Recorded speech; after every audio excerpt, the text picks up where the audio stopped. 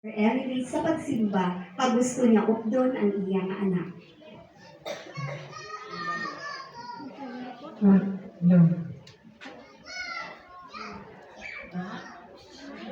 Ilis kasi namin nga bago ko masinunang mo ha, kaya masimbat subong.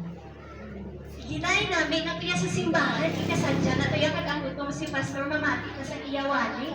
Ay, sino na gambal? Sino na ganun na akong bata? Lalo kami sa pisklahan niya, kaya masakay kami sa pisklahan niya. Kaya tayo wala na. Puro na siya. Teka. Ha? Dalang para sa aking pagsimba para mag-iusap ang atin na magpamilya. Pwede? Hindi ko yung bigay. Puro sa simbahan niya. May mga gulog-gulog. Kasakay na ko lang kabayo-kabayo. Masakay na ko. Pati ka. May Maluoy ka man kay nanay, hindi man pag ang mga anak si nanay. Nakit ito yan sa simbahan, kaya makapamati kaya sa pulong sa Ginoo.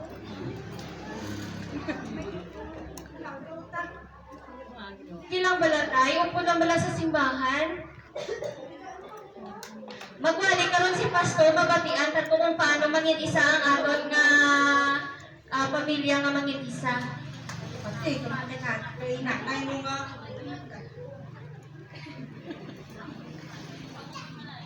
Ha? Dalang bala sa amon. Okay. Para maluwas ka. Mati ka sa pulong sa Ginoo para sa tanan. Okay? Tingante eh.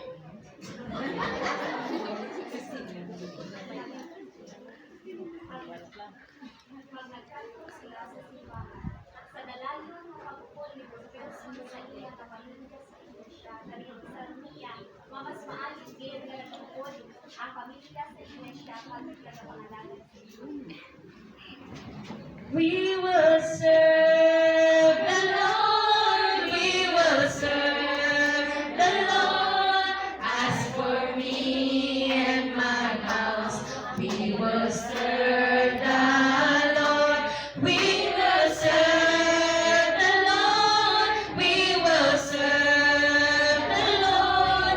As for me and my house, we will serve the Lord. Bilang isa ka Iloy sang Panimalay, nagkasanag sang balay.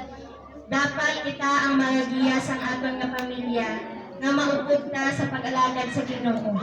Kay ang isa ka pamilya nga nagahiusa kag nagapalanggaanay, mangin masadya ang panimalay. A family that prays together stays forever. Thank you.